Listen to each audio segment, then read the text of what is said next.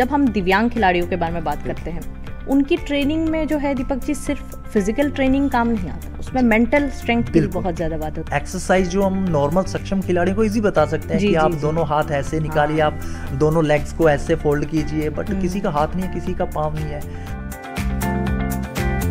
Asia cup में 5 देशों की टीमें पार्टिसिपेट कर रही थी और बड़े लेवल पे, इतने बड़े लेवल पे एक यंग एज में जाके ऐसे खिलाड़ियों को कोचिंग देना बहुत मुश्किल था। उनको मैंने गाइड इस बेस पे किया कि आपके पास जो भगवान ने आपसे छीना है जी, आप ऐसी चीजें करके दिखाओ कि आपका पूरे वर्ल्ड में नाम हो।